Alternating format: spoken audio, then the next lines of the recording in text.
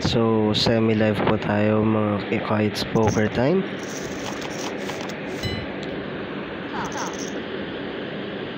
So, nasa table po tayo ng 7-seater ng NLH na 1-2.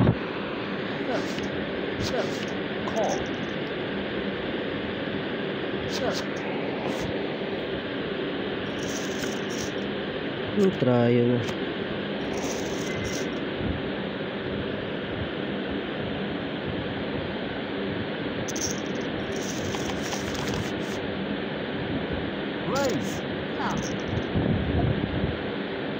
Mabilis ang game lang to since 200 dice lang tayo.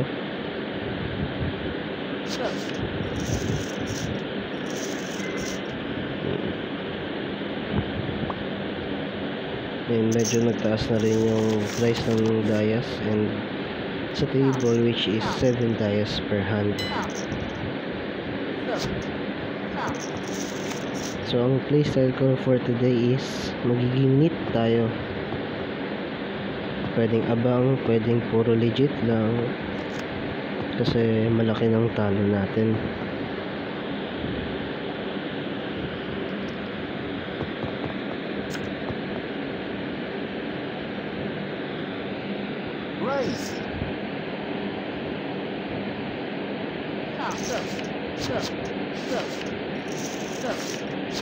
Okay, so itatag natin to bilang abang since di siya nagbe-bet ng turn and river and trips na siya sa flop, so tatag natin siyang abang.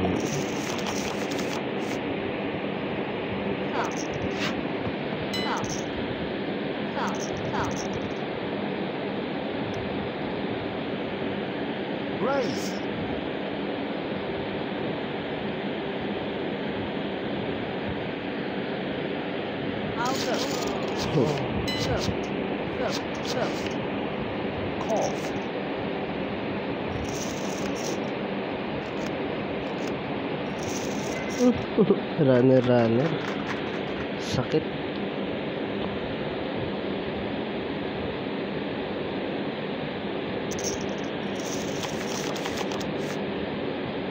Medyo good sa ating bara. So mag-raise tayo sa flop ng mag-raise tayo pre-flop ng 4 times ng big blind.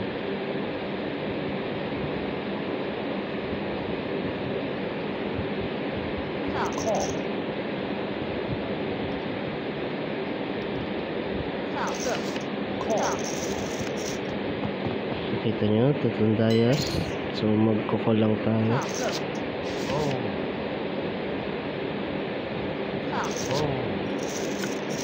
Shit.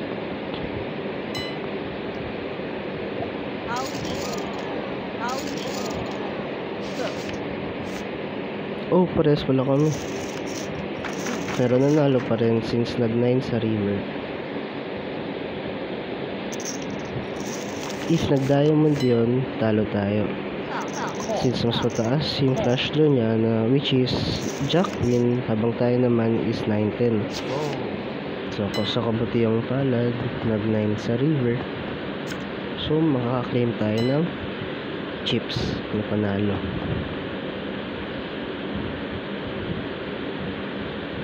Live po to ha, hindi po to pre-edited since di ako marunong mag-edit. So check lang tayo since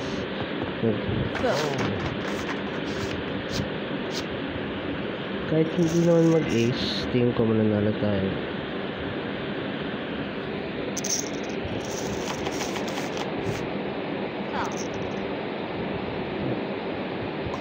Di pa tayo nakaka-premium hand simula kanina.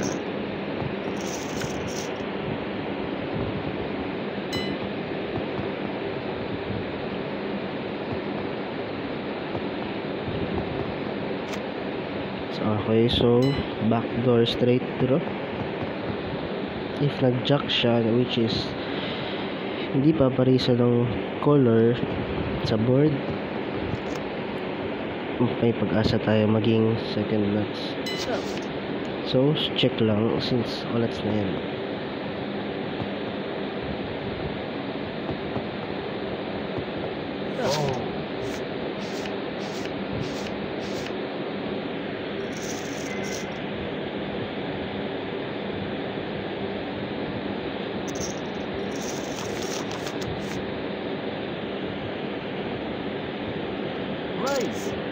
So, ang larong poker pala guys is patience is the key.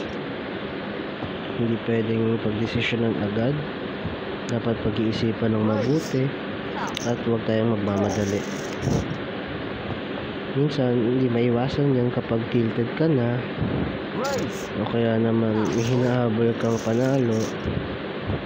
Depende sa laro mo yan. Pero sobrang pangit. Pag tilted ka, huwag kang maglalaro. Stop mo na. Ipahinga mo muna yung sarili mo.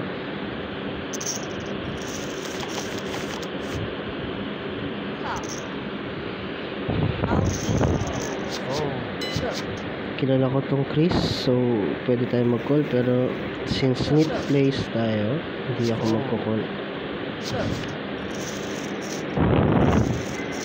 Minsan bluffer siya, sinuswerte lang lagi. So hindi ko ba alam itatag ko sa kanya since nakalimutan ko yung playstyle niya. Ipapanoodin muna natin siya maglaro. Pero nakakalaro ko yan madalas.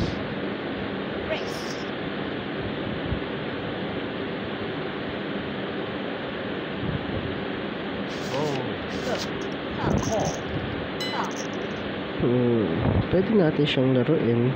Okay, so kukul ako. Backdoor sa 7. Medyo maganda. Flop. Ayan na nga sinasabi ko.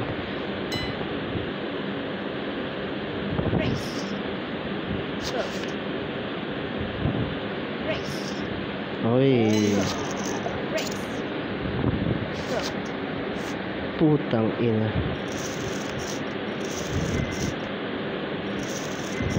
May kasama pala tayo. Shit.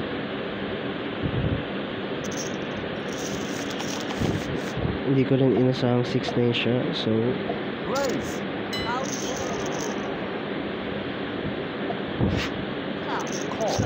medyo gandang flop. Hindi na ako mag-aabang.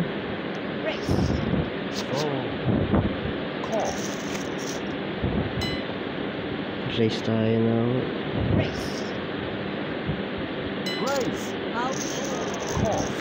tang ina talaga.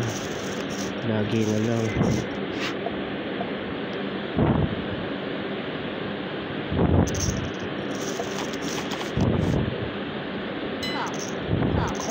Malas talaga.